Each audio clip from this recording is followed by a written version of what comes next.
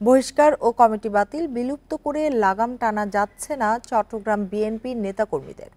দখল চাঁদাবাজিকে কেন্দ্র করে হানাহানিতে জড়াচ্ছে নিজেরা। কেন্দ্রের নানামুখী চাপে নেতারা কঠোর হতে চান আরও। বিশেষজ্ঞরা বলছেন, এখনই সংশোধন না হলে নির্বাচনে প্রভাব পড়বে দলটির ওপর।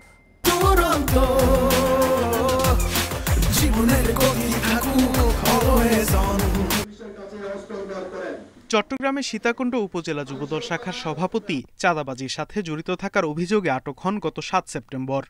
পরে তাকে সংগঠন থেকে বহিষ্কার করা হয়। এর আগে বিতর্কিত এসালন গ্রুপের গাড়ি সরানোর কাজে সহায়তার অভিযোগ আসে চট্টগ্রাম দক্ষিণ জেলা বিএনপির সভাপতি ও সাধারণ সম্পাদক সহ কয়েকজনের বিরুদ্ধে। গত ১ সেপ্টেম্বর দক্ষিণ জেলা বিএনপির কমিটি বিলুপ্ত করা হয়।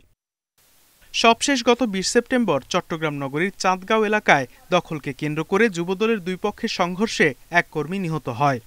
ওই রাতেই বিলুপ্ত করা হয় চট্টগ্রাম মহানগর যুবদলের কমিটি। বিএনপি নেতারা বলছেন, সন্ত্রাস বরদাস্ত করা হবে না। আমরাও চাই না বিএনপিতে এই ধরনের হাইব্রিড কেউ এসে আমাদের যারা ত্যাগী নেতাদের স্থান দখল করে নেবে। এই ব্যাপারে আমরা সজাগ আছি।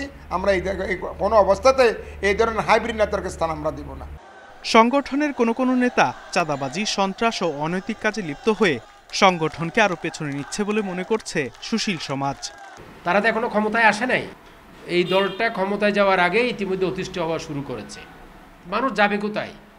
ফলত আমরা আশা করব এখনো সময় আছে লাগাম টেনে ধরার জন্য। রাজনীতি বিশেষজ্ঞরা বলছেন, বিএনপি ও এর অঙ্গ সংগঠনের উচিত মানুষের আস্থা অর্জন করা।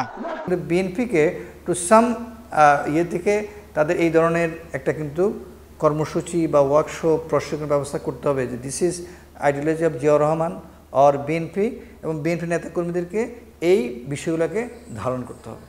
অভিযুক্ত বিএনপি ও যুবদল নেতারা নিজেদের নির্দোষ দাবি করলেও সংগঠন চায় বিএনপিকে নতুন করে সাজাতে। Independent news.